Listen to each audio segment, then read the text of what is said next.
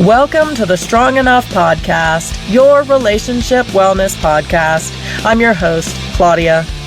Today's guest is going to share with us how his daughter's illness and hospitalization led him to a diagnosis of his own of PTSD. It then inspired him to start his own podcast as a way to cope and heal. Please help me in welcoming Tim Beisiegel. Tim, thank you so much for joining me here today. It is great to have you. How are you doing? I'm doing very well. Thank you for having me. Absolutely. And I am admiring your background. I see a lot of fun things back there. Real quick, tell me what's your favorite Funko Pop you got going on back there? All right. So it's one of two. So I'm a huge Star Wars fan. I'm a massive nerd. I admit that freely and openly. I wear it as a badge of honor these days. So for me, it's anything Star Wars related. But my two favorite Funko Pops, one is the concept art of what should have or what could have been Luke Skywalker in the beginning. Originally, it was going to be called Luke Starkiller. And so I have a Luke Starkiller Funko Pop. And that's really very cool. And then that name got reused years later in a Star Wars video game called The Force Unleashed, where the main protagonist's name in the game is Starkiller.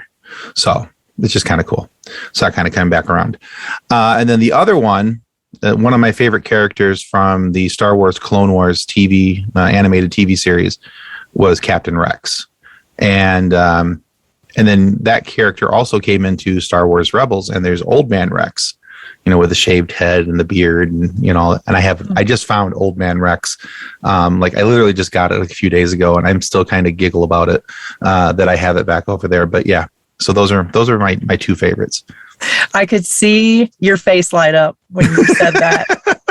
So that was super cool. So now that we know you're a big Star Wars fan and a little bit of a nerd at heart, a proud nerd, why don't you tell us a little bit more about yourself? Well, let's see. I'm 44. I'll be 45 next month.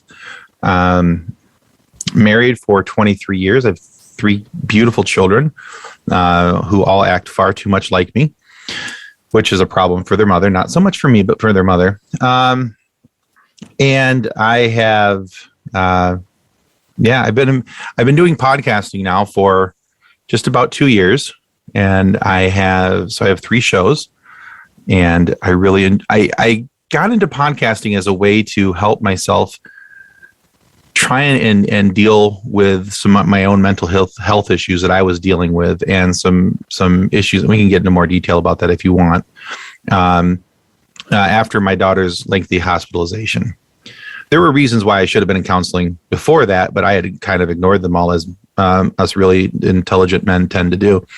But I got into podcasting for that reason. And then it went from talking to people about their stories and hearing their stories and just being impressed by, what some people have gone through and the ways that they've, rose to the challenge of life, and pretty much telling life to kiss their butt and move on. And I just love that they've really moved up to that challenge. That to me is really cool. I went from that to, I had a friend who had a Facebook group. And when I joined, it was about 30,000 members. We have 160,000 members in the group now, and it's rapidly growing. And so we said, well, you know what? These guys love sci-fi content. Let's give them a podcast. And so we do that now. And we'll be releasing our 54th episode of that podcast. That doesn't count all the live shows and bonus episodes and things like that. I don't count those as episodes, although other sources do. So we're up to 91 there. We'll be having technically our 100th episode coming up here shortly, but episode 54 releases this week. I'm very excited about that. And then I just started a new podcast where we talk about everything pop culture related. And so, because there was only so many ways I could shoehorn people into sci-fi topics, I wanted to, but I found myself having to say no to people. I couldn't, they didn't have and I don't want to call it a tragic backstory, but, everybody's got a backstory, but just some people have had to work harder with their backstory, and some folks didn't have a backstory that would lean themselves into going into my first show, which is called Focused on Forward. And then I couldn't fit them into funny science fiction because, trust me, I tried. And then, so one of my co-hosts on Funny Science Fiction, we've been friends for a long time, and she and I said, well, you know what? We have really good on-screen chemistry. We think so anyway. And we play well off each other. I always say that she's the little sister I never wanted. And, I'm the big brother that she never wanted either. So, but yeah. So we went out and started a new show called Pop Culture Addicts, which has been nice because it gave us the opportunity to talk to people in all these different lanes. And, like I've talked to, the episode we released today was with a young lady named April Rose Gabrielli, who's, her song right now is number 24 on the Billboard charts. And so she's got a really cool song, and that's not her only song, but she's got a lot of cool music. And we had an opportunity to talk with her, and that was cool. And I've got episodes coming up where we've talked with Stephen Perkins, the drummer from Jane's Addiction, which was awesome. I'm a child of the 90s, big grunge fan. And so to talk to somebody who made music that was making the music of my teenage years, awesome. But yeah, we got to talk with him, and those are conversations I wouldn't have been able to have on the other two shows. And so I'm very, very excited about that. But yeah, and just, I'm like I said, a big nerd. I love science fiction. I love superheroes. I love, but I'm also boring. I love staying home with my family and hanging out, watching TV, playing video games with my kids. We have two dogs. We've got a pit bull and a corgi. Because we decided to go with opposite day when we got the second dog. We have short and low to the ground, a dust mop. Let's get something tall and hyper. All right. So, excuse me. I love that because first off, corgis are adorable. They're just so cute. But I totally relate because I have two Pekingese dogs now, which are also little fluff balls. But when I got the first one, I had an English Mastiff. So, so we had one 220-pound dog and then one 14-pound dog. You hope that the big dog didn't step on it at any time. Yeah. Correct. And they got along actually better than the two same-size dogs do. That's funny. Now. Well, I want to talk a little bit about your podcast because I love the juxtaposition that you have going on, like with the serious Focused on Forward. And then you've also developed some podcasts that are a little more lighthearted. So talk to me about the Focused on Forward and what drove you to do that in relation to your own mental health. Yeah. So in 2019, my daughter was hospitalized for 97 days. And throughout that 97 days, 95 of those days, I stayed at the hospital. 97 of the days, my wife did. So there was only 2 days at the hospital because we have 2 other children. And my boys were old enough at that point where they could pretty much take care of themselves. But I was also worried that my house was going to turn into like Lord of the Flies without some appropriate adult supervision. And Smart. If you don't get the Lord of the Flies reference, please go back and read the book. You're missing out on a classic piece of American literature. So anyway, my daughter spent 97 days in the hospital. 33 of those were in the ICU.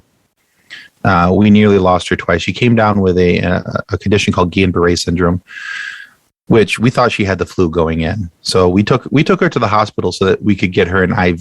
We thought she was just really dehydrated. We were admitted to the hospital that night. And we didn't leave for, like I said, 97 days later, we were out of the hospital. And it was kind of a massive kick to the head to realize that your daughter was as sick as she was because, instantly there's this wave of guilt that comes over you because my daughter had been complaining for a couple days, but it was also springtime in Michigan. And in springtime in Michigan, you have cold mornings followed by really warm afternoons. And the weather's kind of all over the place. One day it's rainy and muggy and cold, or rainy and cold. And the next day it's warm and muggy. And it does one hell of a number on your sinuses. It really does. So she was complaining about a little bit of a sore throat and sinus, stuff. And I was like, well, honey, you're fine. It's seasonal. You'll be okay. And there's a strong potential that some of it was allergies because I have fall and spring allergies. My boys have allergies as well. I'm like, well, this might be another gift that dad has given you. So, we really thought it was that. And she was having some leg pain. We thought she was going through growth spurts because none of us are short. I'm 6'3". My one son is 6'3". My other son's 6'5". My wife's 5 foot, almost 5'9", and she was going through quite a growth spurt at the moment. My wife had just taken her shopping, bought a whole bunch of new clothes for her. So we really thought that that's what this was. It wasn't. We didn't know that. But so it's not that we were doing something wrong. We didn't know that we were doing something wrong because it hadn't presented itself as anything other than a possible cold or head cold or flu that would be typical for that time of year. But when we knew it was more serious is when she could no longer hold food and water down. And when all of a sudden she was complaining that she had leg pain. She went from having leg pains to I can't stand on my legs. Mm-hmm. And so we took her to the Children's Hospital in Grand Rapids, which is called DeVos Children's Hospital, which, by the way, if you're in Michigan and you need a children's hospital, please go to DeVos. They're incredibly wonderful, beautiful people. Amazing children's hospital. Anyway, enough about that. Not enough about that, but you know what I mean. Anyway, so we spent, like I said, 97 days. And when you're going from a point of being a parent who as a parent, you take care of everything for your child. You do all these different things. Even at 12 years old, there's things that you do for your child because you're the parent, right? Well, when you're in the hospital with a child, you're the parent, but you're not doing the things.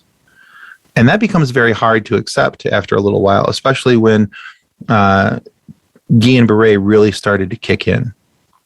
Because throughout the first week of the hospital, which we thought we were only going to be there for a week, maybe two. That's what the original prognosis was. They said, we'll get you in here. We're going to get you some medicines. You'll be home in 2 weeks tops. All right. Well, it's a 2-week detour. Okay, we can live with this.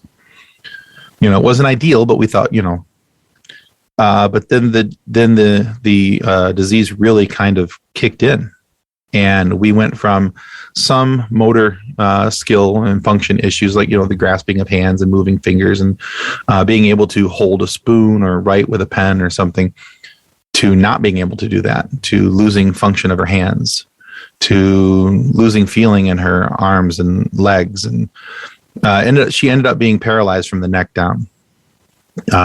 She has recovered from that. She's walking and talking and doing all those things now. Guillain-Barré can do this for either an extended period of time or an intermittent period of time. So we were fortunate that even though it was 97 days, it wasn't, it's not something that's not a thing that we'll have to deal with continuously. But she had to learn how to walk. She had to learn how to, do all these motor skill things again. She had a couple of different issues that caused us to have to go back to the ICU. So that 33 days was in different stents. There was we were there 7 days the first time, 11, 12 the second time, and then whatever the math is to, do the rest on the other one. But she had to have an emergency lung puncture to remove fluid from her. And I say fluid, it looked more like split pea soup, that really thick green, kind of almost like just pure mucus. It was disgusting, but almost 2 liters of fluid from her lungs. And we went, when you watch your child go through this, and, that's hard enough. But when you're watching her go through all these things and you almost lose your child twice, it really does a number on you emotionally and mentally. And, because especially as a father, and I'm saying this from a father's perspective, as a father, you want to be, I'm the father, I'm the protector of my family. And I felt like, even though I knew that it wasn't something that I could control, I still felt like I had failed my family. Like I had let my, however this came about, I didn't do something enough to prevent that from happening. So when we came out of the hospital, my head was an absolute bag of cats. I had faced all these issues with my daughter and her health, and I realized that there was a legitimate, genuine issue here that I had to have addressed when we decided we were going to buy gifts for the nurses in the ICU. Because, and I've said this on every time I've told this story, and I will probably say it every time until the day I die. ICU nurses and doctors are not paid nearly enough. I don't care what they're being paid, double it, triple it. They deserve way so much more, especially in settings where it's a pediatrics or neonatal. The things that they see on a day-to-day basis, the things that they deal with on a day-to-day basis, I wish I could give every one of them a hug. They are amazing people. They have a fortitude about them that I simply don't have. I could not do their job. I know that. And, thank God that they can. But we decided we wanted to get them a gift. And, we had noticed that they all drink out of these little cute little cups with the straws and these little tumbler things. And so we ordered a whole lot of them. We went through and we tried to remember everybody's names, and we're like, all right, throw 10 extra on the order just in case. And we just went around our intention was to go back to the hospital because she had her first visit with one of her rehabilitation doctors. And we were right in town. So she was like, well, while we're there, can we go deliver these gifts? I'm like, yeah, it'll be great. No problem. So we pulled up and in. I couldn't go in the hospital.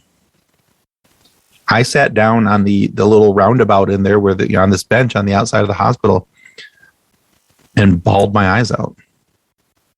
I didn't understand why. I mean, I locked up. I could not move. I physically could not. I had a panic attack outside the hospital.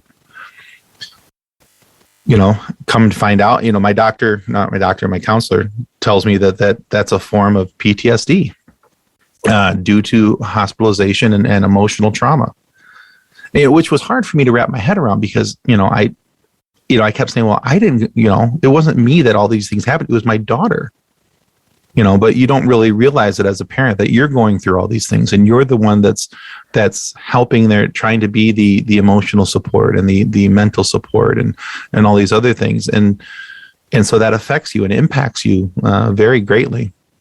So that was kind of an eye-opening experience for me that something is wrong and I need to go get this looked at.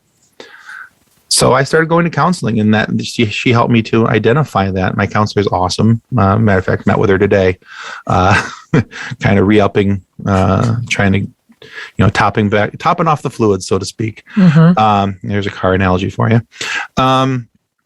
But anyway, she had suggested that I start like a journal or something, and I laughed because I'm not a writer. And I was like, that's not going to happen. I tried blogging back in the day, but that was so inconsistent. It wasn't even funny. It's still out there, I think. Possible. I don't know. I haven't looked at it. I'm going to have to look for that later today, see if it's still a thing out there.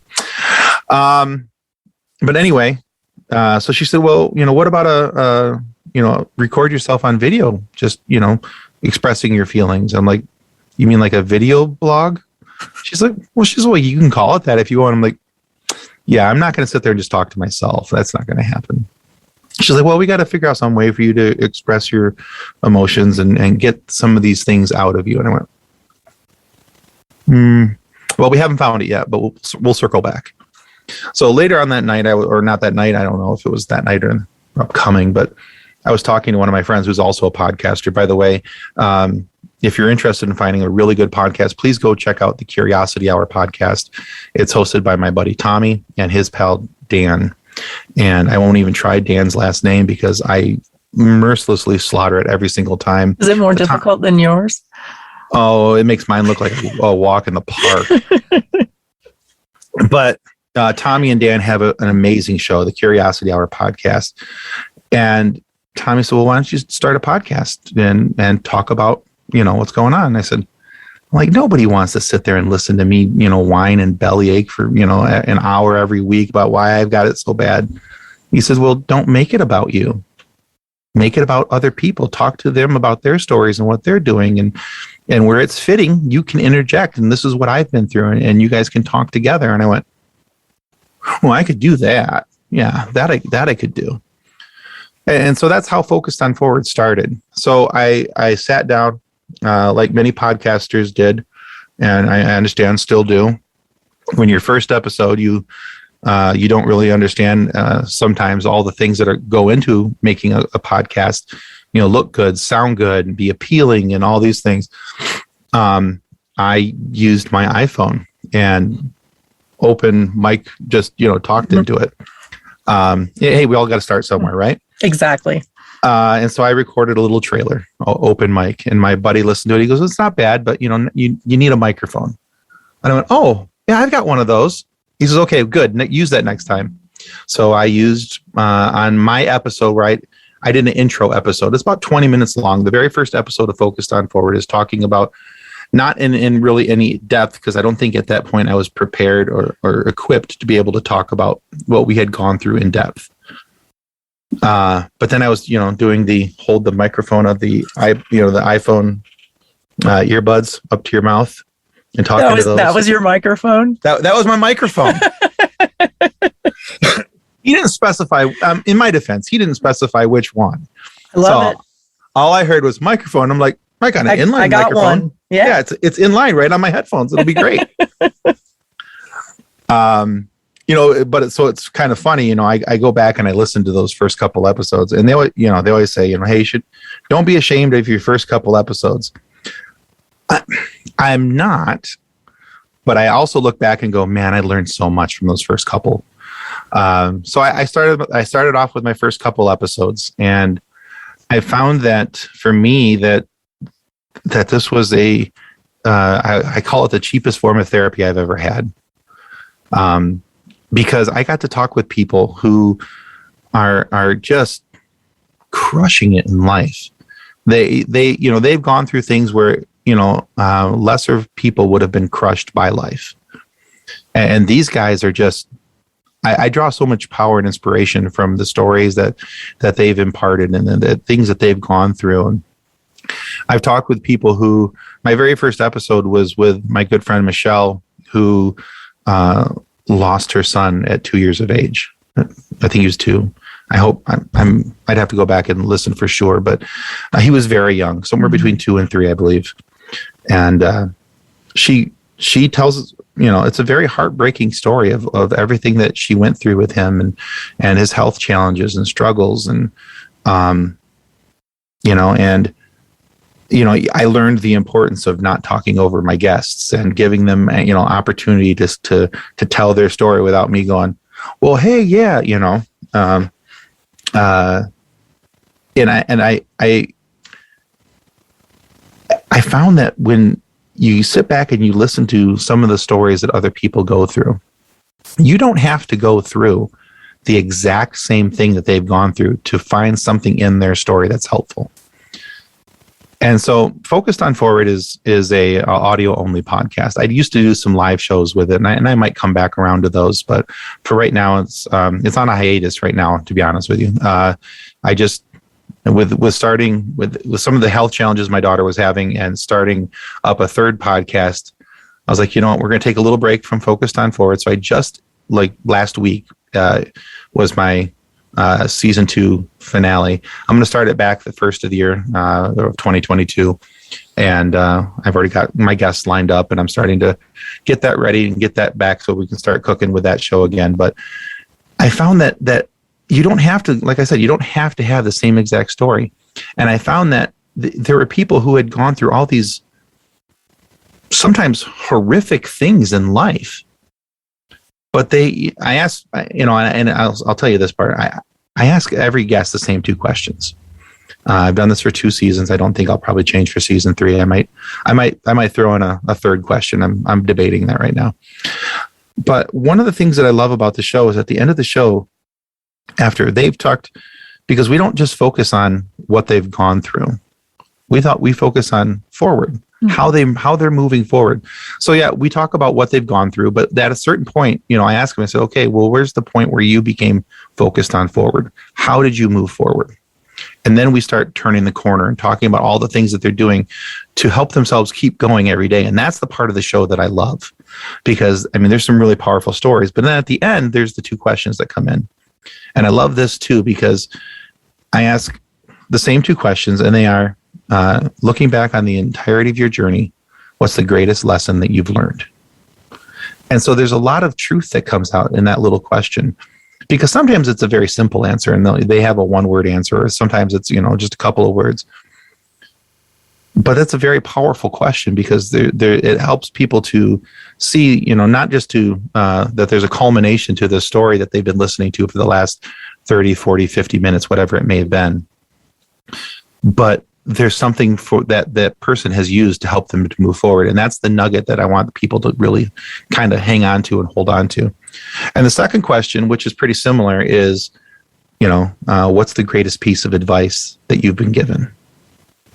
And I love that question because, I have a piece of advice that and if you listen to the show, you'll hear me repeat it often. And if you're one of my children, I'll apologize again, because I use it at home all the time, and I'm sure they're sick to death of hearing it. But I always like to say, it doesn't matter how you fall, it matters that you get up. And I think that's true in so many forms of life. Life is going to do what it can to knock us down. Each and every day, we're pummeled by life in one way or another. So we're going to fall. But do we lay there in the dirt and just go, well, I can't get up, I can't do anything, life kicked me down? Or do we find a way around it? We find a way to pick ourselves up, and we find a way to get ourselves back moving again. And so I like hearing the advice that people give in that portion of the show, because, there's well, I don't have it. Well, I do have it right here. This is my notebook. And on this notebook, that is full of pieces of advice that I have written down from other people, and notes that I have taken about, interactions with them. And, there's a lot of times that, it's a good thing that it's an audio only show, because most of the time people would only see the top of my head, because, I'm sitting here writing, furiously scribbling away. Oh, absolutely. Absolutely. So, yeah. So, and that's where I think, between live shows and pre-recorded episodes, I want to say we're in the high 80s on for that show. So, but it's been nice. It's been a very helpful and growth encouraging atmosphere for me, because I've been able to take different aspects of what people have gone through and their stories. And there's been times where I listen to my own shows, not just for like, oh, hey, I've got a word whisker here I need to cut off. But sometimes I listen to my own shows because there's been people who I've interviewed where I've had to listen to their story 2 and 3 times to get every little nugget out of there, because they've people's stories aren't typically just one layer, and they've got all these different things going on. Right. And so I'll go back and I'll listen 2 and 3 times just so I can, like, yep, I missed that point last time. That's a good note. All right, we're going to try that, so I find it helpful.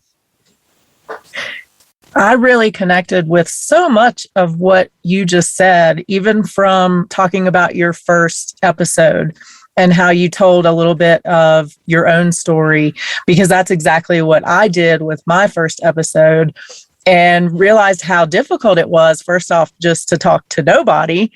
That was really hard. And I remember the first time I recorded it, I felt great. And I was like, oh my gosh, I've said so much. Like, this has been so hard. And it was like 14 minutes long. And I said, okay, I guess I got to do this again and actually tell the story. Mm-hmm. You said you weren't super ready, initially to kind of tell the whole story, but how was that for you?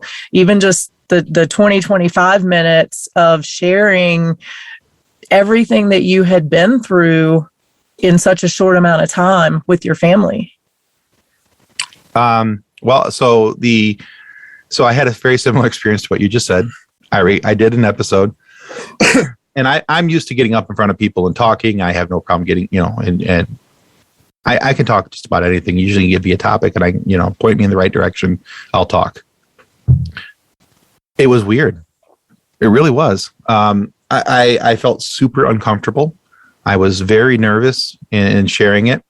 And I think the first time I recorded it and I played it back, because I was going to edit it and I was going to post it that night. And, this is really good.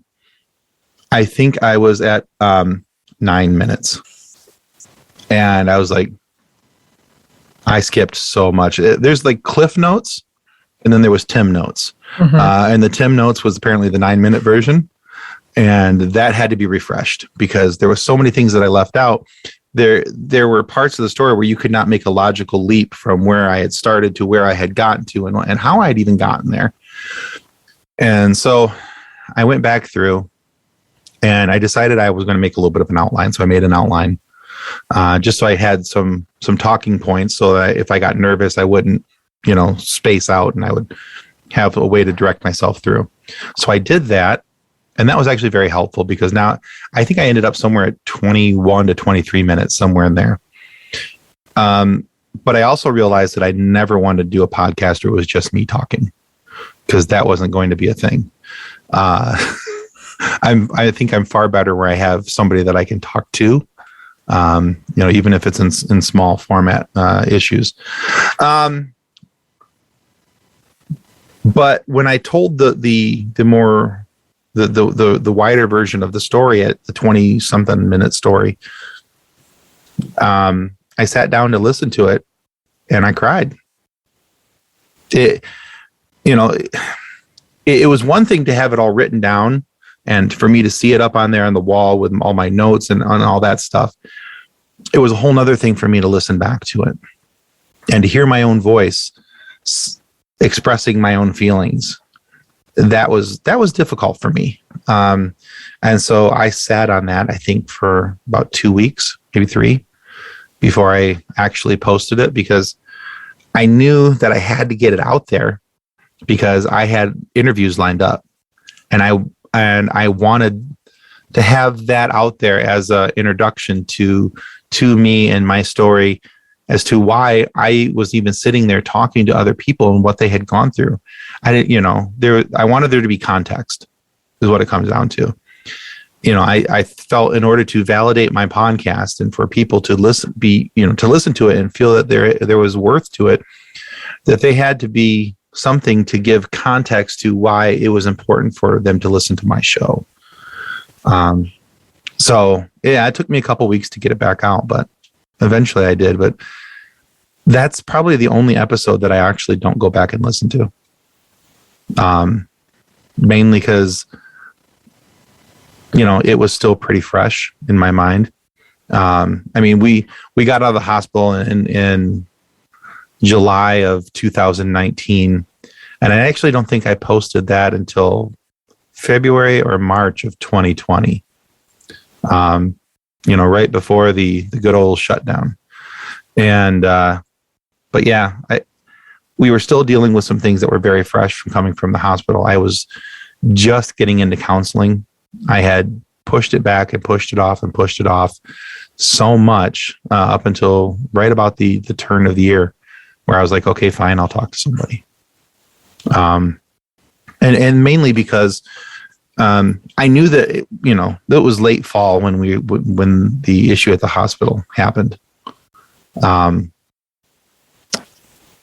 But I pushed it off and went like, yeah, okay. I just got to work through that.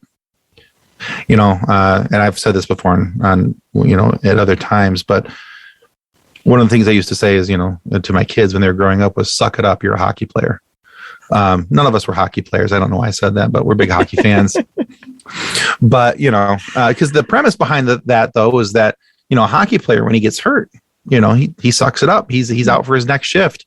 I mean, there's guys who get their teeth knocked out and they're out skating 40 seconds, minute and a half later on their next shift. They're not missing a shift. There's guys who have broken hands. They just tape the crap out of the hand. They're back out there the next shift doing what they got to do. They might miss a shift, but that's about it. And so, we always kind of joke around about that.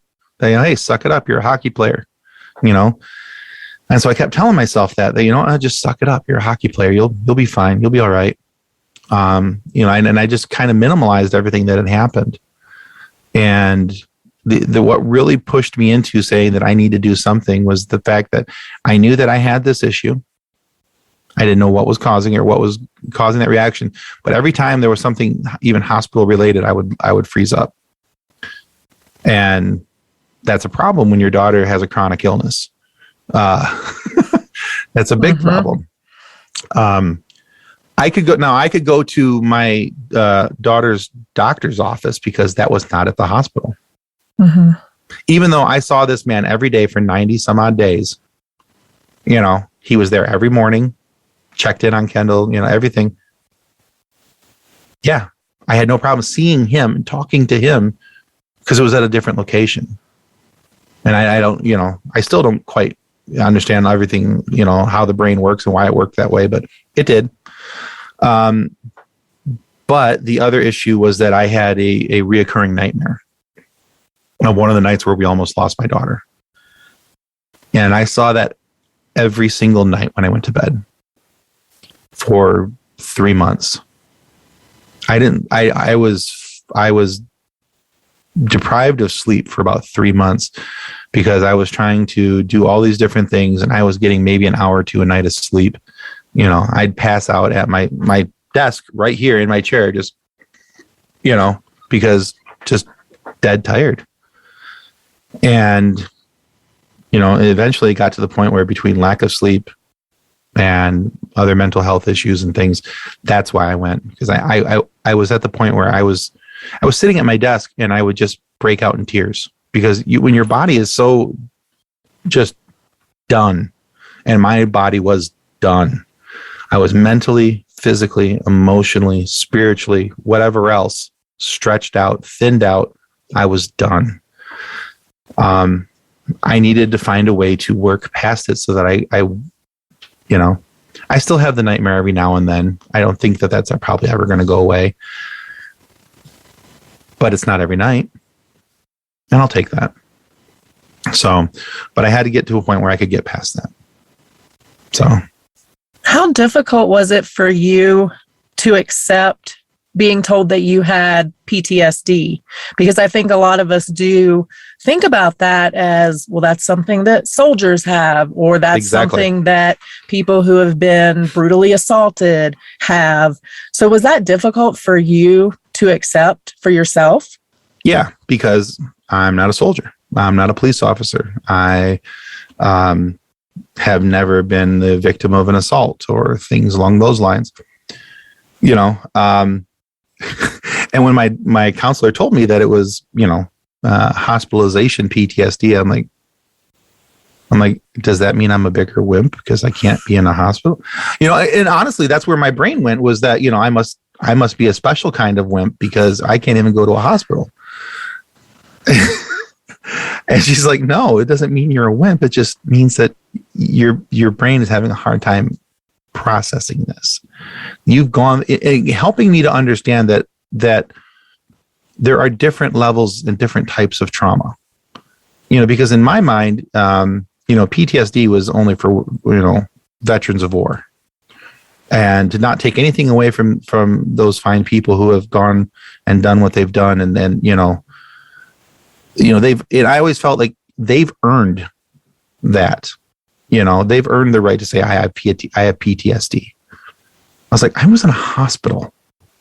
They were in a war zone, fearing for their life every single day, whether they were in the shower or they were sleeping or whatever, they were fearing for their lives. They were in a heightened sense of awareness the entire time they were in that war zone. I was in a hospital. And so for me, the two just didn't seem to line up, And so it was pretty difficult for me to wrap my head around it at first. I do remember laughing at her saying, I don't have PTSD. That's like, I didn't say it out loud, but I was thinking, where does this lady get her stuff from? Apparently she's very well educated and knows a lot more than me. So, and you kept going back. I kept going back.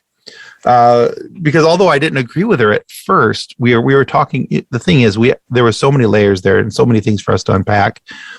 She was trying to not take on everything at once, but a lot of times when somebody's done and they're maxed out, I call it the snowblower effect. It's just everything just, it's all going out. There's no stopping it. It's so good luck catching it all, because here it comes.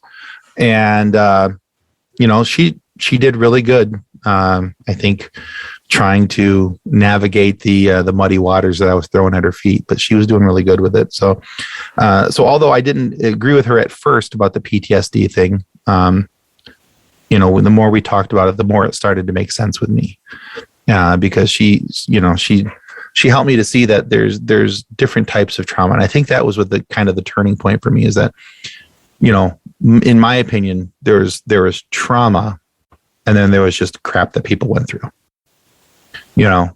and me not understanding that crap that people went through can also be trauma. And so that's where that was part of the education of Tim, was that Tim had to learn that there's different types of trauma, and that trauma affects people differently in very different ways. And so, but yeah, to not think you have PTSD and then being told you do have PTSD can be a little bit of an eye opener. Did you ever struggle with how you were feeling and then looking at your wife, your kids, and that maybe they weren't feeling the same?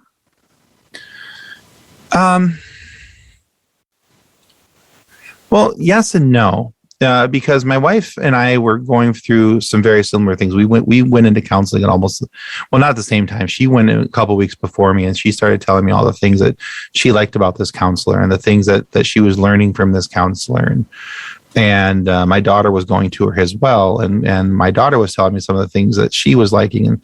And so it wasn't so much that I didn't feel like we were on the same plane, or that I didn't feel like we were experiencing the same things. I felt awkward because I felt like it's the sense of failure. That, okay, so I had failed to protect my daughter, and then she got this disease. All right, so now I'm failing to take care of myself, and now my daughter's having to go do this on her own, and without me. So there was a little bit of that feeling, and trying to navigate that and understand in my own head and mind that that I didn't have to subscribe to the stigma that's in the world around me, that men don't need to go to counseling, and men don't need therapy, and that if you express your feelings, that you're not really a man, and all these things. That was more the issue that I faced more than anything. It wasn't so much that, because my wife and I were very open and honest with each other about what we were going through, what we were feeling, and I could talk to her, and I could still talk to her, like, hey, this is how I'm feeling, and that kind of stuff. But for me, it was more of I felt bad because I realized that I was more letting my family down, because I was allowing the social stigmas around me to dictate whether or not I took care of myself. I know when you first went to the therapist, you actually posted on Facebook, I think, and you talked about what you were about to do, and that you were going to therapy, you were accepting that you needed help, and you weren't ashamed to go get that. How hard was it, first off, to post that, and what kind of reaction did you get? All right. So actually the writing of the post was super easy, because it just kind of like flew out of my fingers. Okay. It was fine until I hit the enter button. And then there was oh God, what did I just do? And before I could actually have like a calm moment of mind to go, okay, all right, it's going to be okay, don't worry about it, all that kind of stuff. Before I could even do that, I started getting reactions. And I was like, well, I guess I can't delete it now. People have seen it. It's out there now. Yeah, it's out there. They know about it now. So the reaction was actually very encouraging. I expected a couple of my buddies to call me and give me crap, what's up, sissy boy, going to the doctor, and it's something like that, but that didn't happen. Everybody was very encouraging. Even my buddies that I kind of expected to pick on me were the ones that were like, hey, you need to go take care of yourself. You guys have been through a lot. I was like, this was not what I was expecting. And I come to find out, at least from my experience. Now, I'm sure that again, everybody's experience is different. But from my experience, I found that the people that I told that I was going to go to counseling and that I was doing these things were all extremely encouraging, at least in my face anyway. They were extremely encouraging. That was the important part. So I don't know of anybody that was negative. I can't think of anybody right offhand that was negative about it, but I felt very supported. And I felt like that if that many people were encouraging me to do it, then clearly this is something that I should be doing. Because typically the last person to realize that you need therapy is you, because you have people who are trying to nicely suggest it to you all along the way. You really do, but you're not listening. You're not paying attention. And I had friends, looking back, I had friends and family members who were encouraging me along the way that, hey, maybe you need to go talk to somebody. Are you sure you don't need to talk to somebody? And I was like, well, I can call you if I need to. Well, yeah, but you maybe should talk. And they don't want to say doctor, but they mean doctor or a counselor or a therapist, something along those lines. So that was my experience. It was more of the just kind of getting out of my own way thing. And I felt very supported by family and friends once I started to do it. So, what do you say to people that are anti-therapist? Well, in nice terms, please don't be that way. No, you know what? That was really nice. That was the very nice version. That was the kid-friendly version. I look at people who are anti anything. Typically, if you're anti anything, typically it means you've gone too far in one direction. If you're so vocally and violently anti something. Now I say typically because there are things that we should all be very anti about. But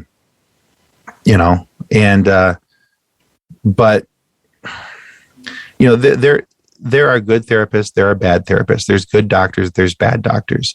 There's good lawyers, there's bad lawyers, And so the key is more than listening to your buddy who has a Google community college degree, because it's not even Google University that these people are going to. It's Google College and community college.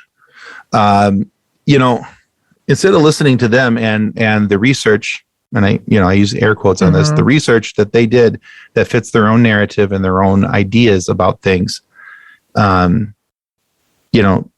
go talk to somebody who actually has an education in the field. Go talk to somebody who, and if you're even thinking about therapy, even in the slightest phase, that means you need it. That means that there's something in you that's telling you that this is the next step of something you need to do. Now, here's the thing about therapy and the anti-therapist, because most of those people who are anti-therapist have not had a good therapist. They've either not gone to therapy and they've read an article, written on, somewhere on the internet, or they've had a bad experience with a therapist. I got lucky. My therapist was very good, is very good. And, she's not afraid to tell me when I'm wrong.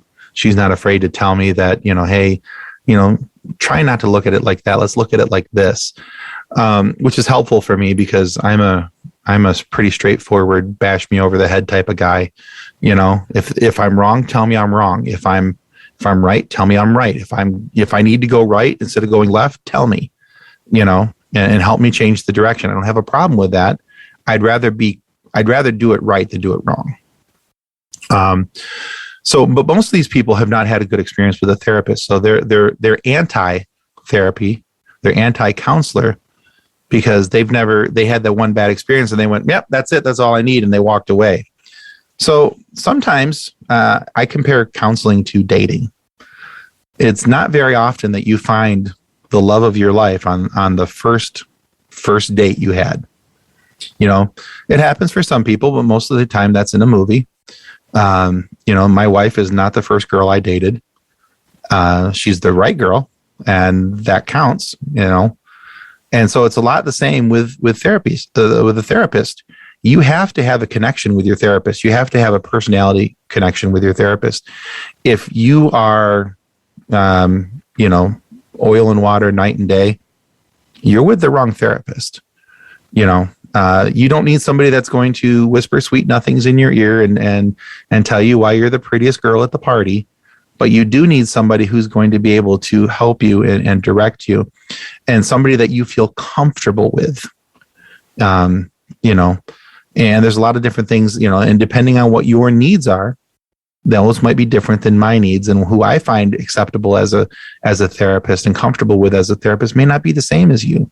It's like any other personal relationship. There are reasons why two people become friends, versus these other two people, because there's the mashup and the connection between personalities. And I personally feel that that's the same way when it comes to counseling and therapy. You have to find the one that's the right connection, and that may not happen the first try. So sometimes you have to put yourself back out there and find somebody else. I love the dating analogy, and I've never heard that or thought of it that way before, but it's so true, because I hear people all the time that say, oh, I had a bad experience with a therapist, I'm never going back. Right. And if they had that attitude with dating or jobs or friendships, it would be a very sad place. Yeah, a lot of lonely, single, broke people. Right, right.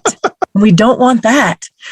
Talk to me a little bit more about where you're at now with the PTSD and how you continue to manage that. I want people to know that things like that, you're not just okay one day and it's gone and everything's great. So will you talk about that process? Sure, absolutely. And you're right. It's not a one and done thing. It's not like you go to the therapist and you go, oh, I have PTSD. All right, that answers that. All right, see you again, never. That's not the case. Typically, there's a lot to unpack behind that. And as you unpack those things, it opens up other things, and you have to deal with those things. So to use a Shrek analogy on you, onions have layers, ogres have layers, Tim has layers. And so what happens is that as you start going through these layers, you start really understanding that this is a process. And just like anything else in life, when you're somebody's trying to get better at like baseball or softball or basketball, whatever the sport is, there's going to be days where they're just not doing it so good. They might feel like Michael Jordan one day, and they might feel like the kid who got cut out of his high school basketball team the next day. And that's part of the process, is that you're learning what ways that you have to do these certain things here to make this feel better. And that takes time. So for me, I went to therapy pretty solidly for, I think, about 3 months, every Friday for 3 months. And I got to a point where I felt like I could put my big boy boots on one at a time, and I could move forward, and that I had a pretty good handle on it. And I told my counselor, I said, well, I'll be back, I'm sure of it, when I need it. That was actually today. Today was my first time in almost a year being back to my counselor, because I have some things I need to unpack. I have feelings coming back and things coming back and things that I can't, I'm having a hard time processing. So those things that you deal with, they're always going to be there in one form or another. So going to therapy isn't like a Mr. Clean magic eraser. It's not going to just wipe it all away and oh, look, it's done and I'm all better and, look at me go. What it is you helping you learn how to carry the baggage that you have, how it's going to cause less impact to you. You can throw a suitcase over your shoulder, that has a strap one way and it hurts your shoulders. You can put it on another way and it feels okay. Either way, you still have to carry the baggage, but it's how you carry the baggage that affects you moving forward. And that's what counseling does. And that's what therapy does. It helps you to be able to do that, because more than likely I'm going to have PTSD to some degree for the rest of my life in some form or fashion. I'm always going to have to deal with that in one way or another. So It's learning how to carry it, how to handle it, how to balance it with with the rest of your work life, your family life, your love life, everything else, because it can affect all those things if you're not careful. So yeah, please don't go to therapy thinking that a couple episodes, a couple chats, and I'm all good and I can move on. That may happen for some, but the realistic side of things, the expectation side of things, is that this is a process. It's going to take a while, and you're not going to be healed of it overnight, because what got you into therapy typically isn't a one and done experience. Typically there's multiple things that have led you to have to be there. And, as in our case, it wasn't just one day in the hospital. It was 97 days in the hospital. It wasn't just one experience in the hospital. It was 97 different experiences in the hospital. So unpacking those all and things like that. I mean, I have a whole photo album of pictures that we took while we were in the hospital, because I thought at the time that, we should, like catalog this and make sure that, we know that we're grateful for what happened. And, I still can't go back and look at the pictures. I have them. I don't think I'll ever delete them. I have pictures and videos and of people that visited and things like that. And I, on purpose, skip my Facebook memories from late March to about mid-July every year. I don't even look at them. I can't. Not yet anyway. I'm hoping that one day that I can, because there's some good memories in there too. Like I would like to be able to go back in and celebrate the day that my daughter rather started walking again. I'd like to be able to go back and celebrate the day where she was able to feed herself again. I can't do that yet. So, I'm only 2 years out from the experience, and I don't expect that to change anytime soon, but I think that that's a realistic expectation, is that, this didn't happen in one night. And there's the old saying, Rome wasn't built in a day. So I'm not going to, this issue wasn't built in one day. I'm not going to be able to tear it down and destroy it in one day either. So. Is it empowering to give yourself that grace? It is, and it isn't. It's empowering to know that what you're going through is something that it can't be quantified very easily. And it's empowering to know that I'm not failing at what I'm doing because of what we've gone through and what we're handling. And as a matter of fact, that's one of the things we talked about in the counseling section today is overcoming the feeling of fail. And that's a big part of what I'm dealing with still, is that there's still a lot of what I do where I feel like I'm failing my family even now, and the things that I'm doing now and trying to help my family. And my wife's too kind to say anything otherwise, and that's fine. But then there's also the negative side of your brain that wants to look at that, and as much as you want to empower yourself through it, the negative side of your brain wants to tell you that, suck it up, you're a hockey player. Just suck it up, move forward, come on. And that's kind of the tough juxtaposition of all of this, is that that it's empowering, and that it's so good to have that tucked in your back pocket, to know that this isn't something that's going to be overcomable. Is that a word? It is now. It is now.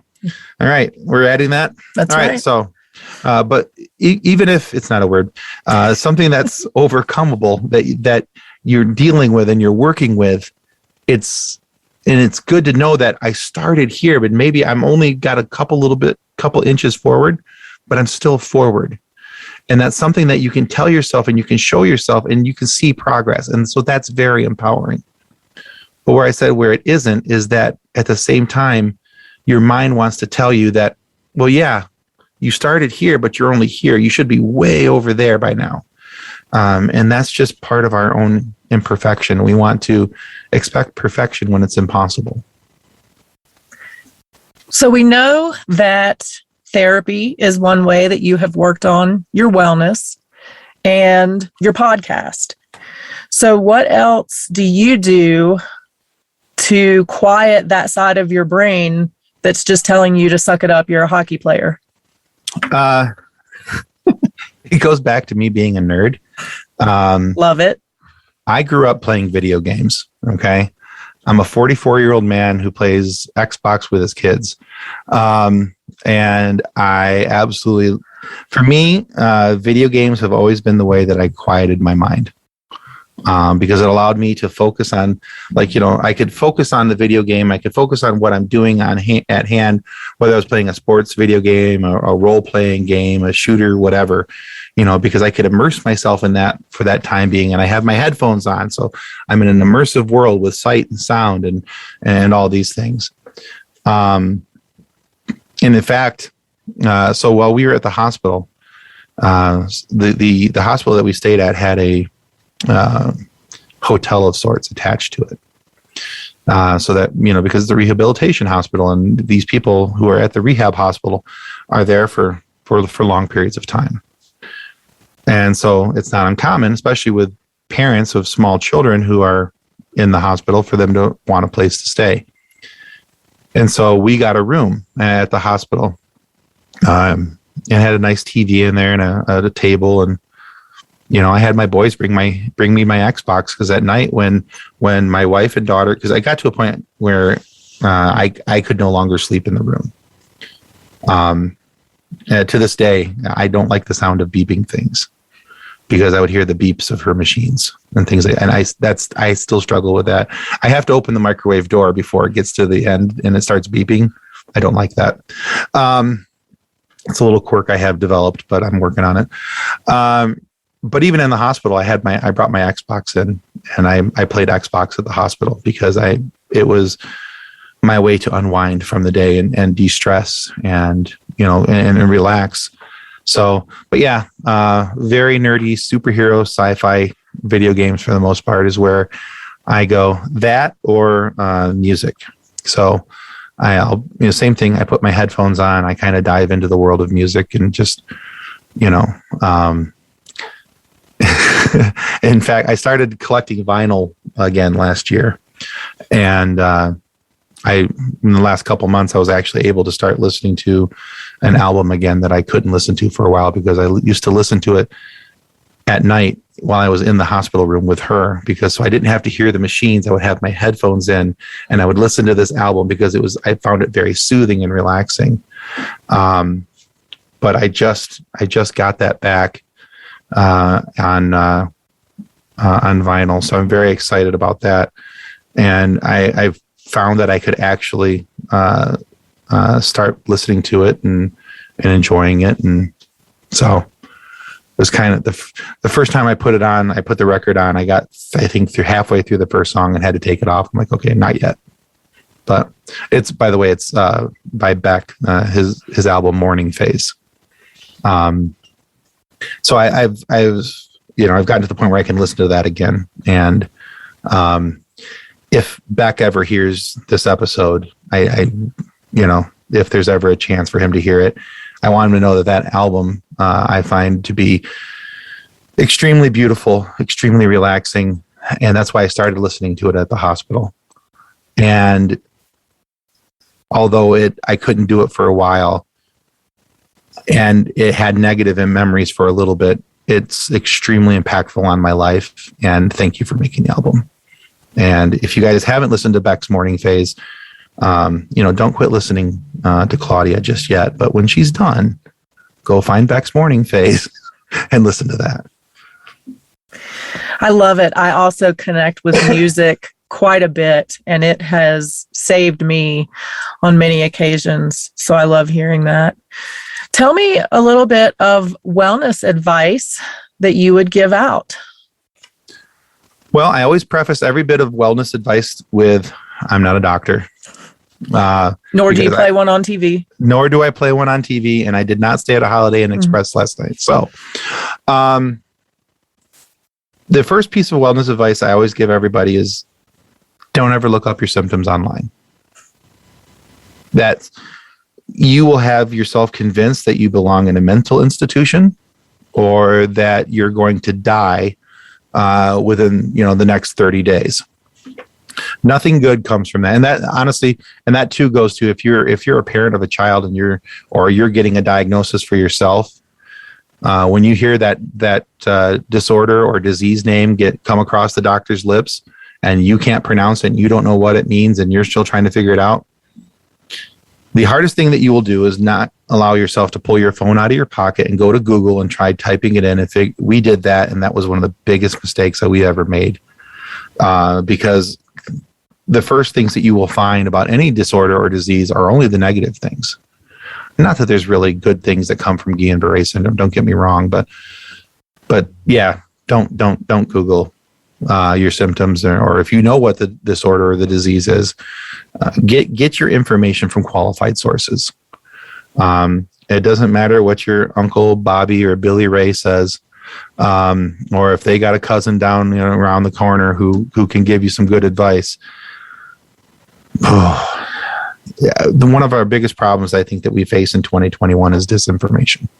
Whether it's about COVID, whether it's about anything else, everybody has an opinion. Everybody's an expert, and the biggest advice I can give anybody is don't get your advice from discreditable. No, that's not a word either. From bad sources. Let's just go from bad sources. Get your information from credible sources. We are just making up all kinds of words today, and I love it. If you hang out with me long enough, you're going to get a whole new vocabulary. And then the other thing I always tell people too is that if you're even thinking about it, wondering whether or not you need counseling or you need therapy or anything along those lines, and I said this earlier, even today, if you've thought about it, that means you need it. If you're thinking about it, if you're wondering, go find the counselor that's right for you. There's not a Tinder app for counselors, but there should be. But until that time, go find the one that's right for you. There are many amazing counselors out there and therapists out there who really care and who want to do a good job and who just want to help people. So if you find the one who's only there for a paycheck, you don't have to keep going back. If that's all they're there for, and you'll know pretty quickly. Mm-hmm. But find the one who's there because it's a job that they love and it's what they want to do and they want to help people. So those are always my two biggest pieces of advice. And could we also have somebody create the therapist Tinder for us? Because I think if you've got a friend out there who's good at app creation, and we can get the doctors and the therapists to agree to be on something where we can rate them and swipe right. Let's do this. I love it. Right or is it swipe left? I don't know. I've never been on the app, so I got nothing for you. I don't utilize it. I am also married, so yeah, swipe. I don't know. All I know is it's swiping and there's a direction. I don't know if it's right or left. Right. I think left is bad. I don't know. People will let us know, though. People will now. You can be sure of that. Yeah. Let us know. Give me your number one piece of relationship advice. Talk. Honestly, it seems really something. I said earlier that sometimes the greatest piece of advice are simple. Sometimes even one word. Talk. They'll be surprised how many things you can work out if you're willing to have an honest conversation and you're willing to have an open conversation and talk with your partner. Because that's what they are. That's what's, when you enter into a relationship, whether it's just a relationship, it's a marriage, whatever it may be, you're living together, you're a partnership. 50% of everything that you should be doing in life is for that other person. And so as that the other 50% that's supposed to be making you whole, talk with them about what you're going through. Have a conversation with them about where you're at in life. But you also have to realize that you can't put your expectations upon them when you're having that conversation. And that was one of the things I had to learn early on in my marriage. And I will say this till the day I die. My wife's a saint. She deserves wings and a halo. She put up with me for far too long before I caught on to that. But your expectations are your expectations. And now that doesn't mean that there aren't certain guidelines or things that you want a person to be able to meet. And that's completely okay to have expectations of those things. But when I say your expectations are, sometimes your expectations are that when by the time you get home from work, there needs to be food on the table. Well, sometimes that might just be a ham sandwich. And that's still okay. There's different expectations for different folks, and that's a kind of a dated analogy, but that's the best I can do for you right now. But, don't put your ideals upon somebody else, but be willing to have the conversation where you can find a middle ground. Maybe your partner doesn't like to cook. Maybe they work from home, but they don't like to cook, or they're not good at cooking. Are you going to put that on them that they have to make a meal every night and put that strain and stress on the relationship?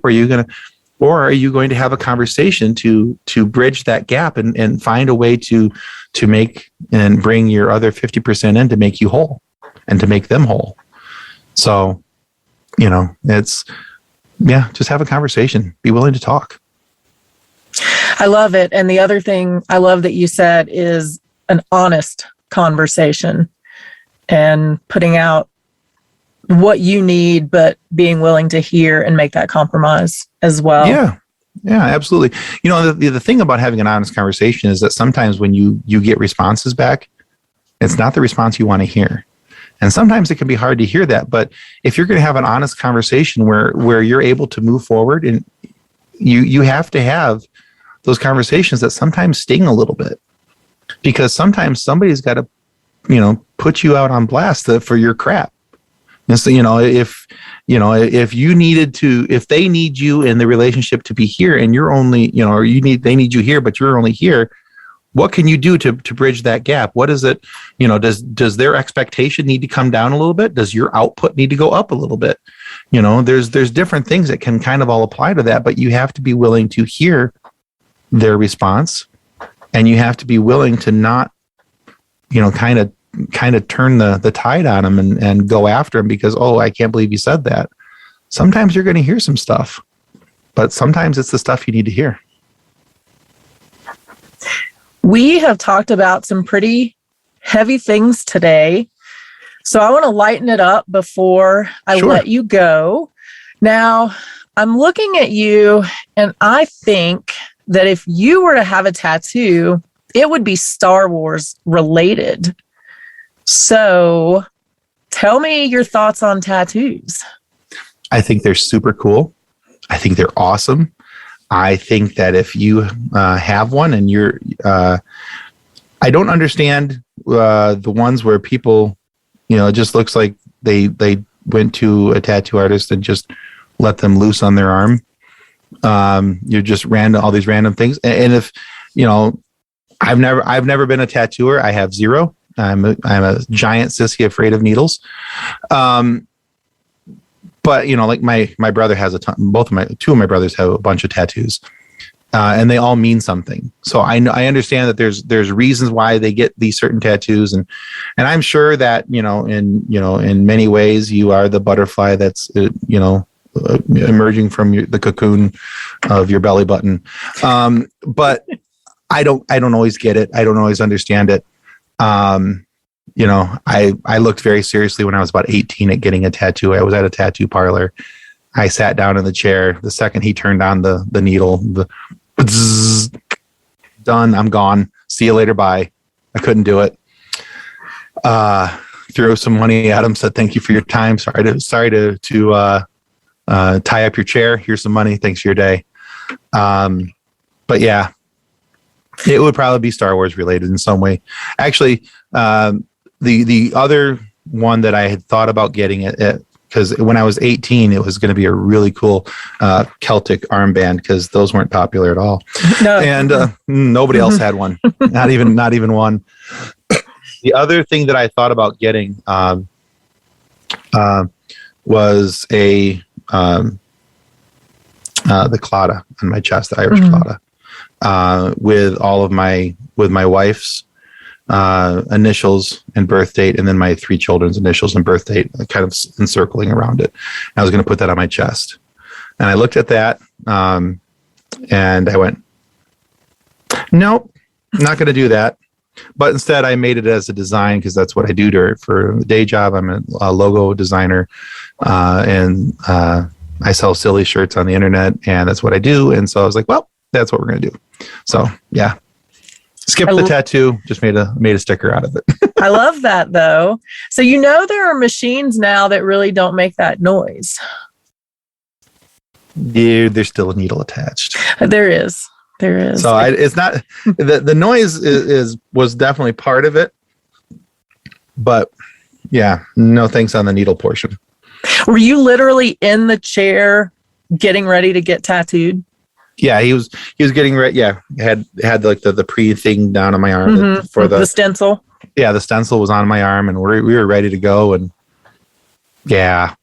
And that was your Celtic? Was that going to be your Celtic tattoo? Oh yeah, I was gonna have this killer Celtic armband. I was gonna be so super cool, like every other 18-year-old in 1997. So I think you're still super cool, Tim, even without your Celtic armband. Well, Tim, where can people find you if they want to know more, want to join in on your nerdiness, want to listen to your podcasts?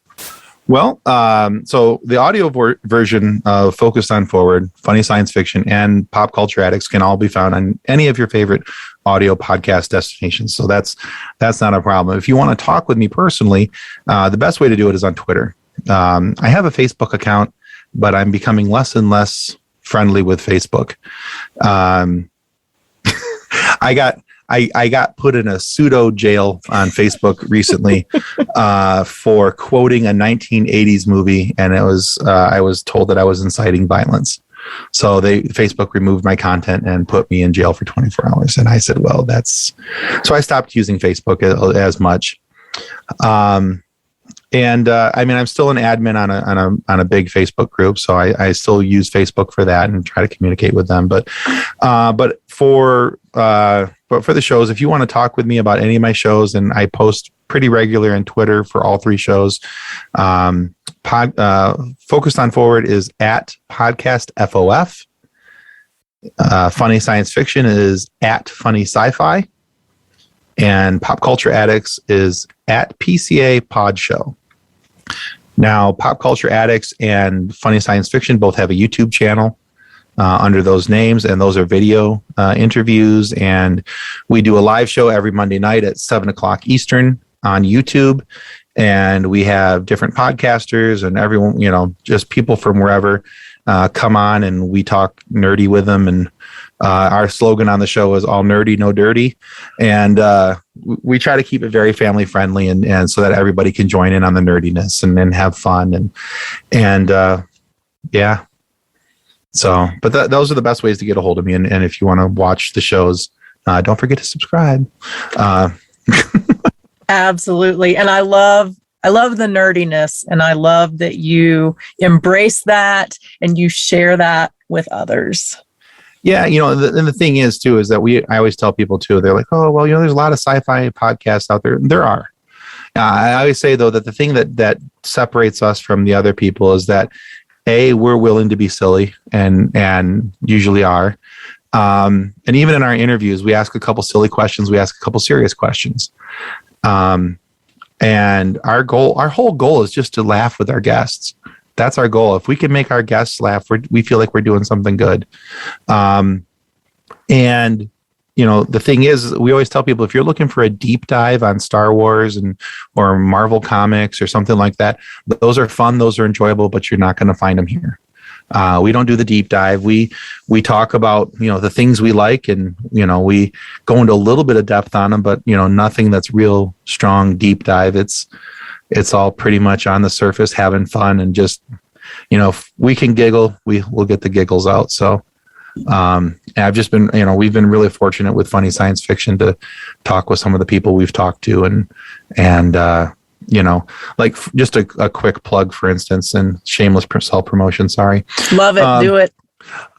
So one of my favorite episodes that we've had as of late is we've been doing a lot with different voice actors, which is cool for me because these are people that I grew up listening to, and they, they were, voice actors for cartoons and characters and things, all kinds of stuff when I was, growing up, cartoons that I watched.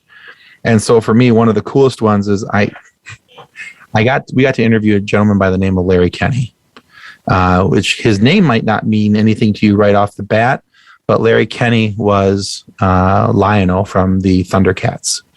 He was the head, the top. I can't say top dog because they were cats, but he was the top kitty.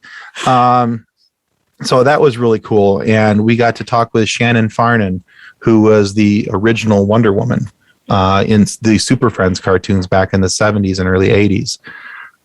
So before Linda Carter was, and everything else, and Gal Gadot, she was Wonder Woman. And so that was kind of cool, and so we've had some really fun conversations and things like that. So it's been good smile therapy. And sometimes that is the absolute best therapy of all. Oh, yeah.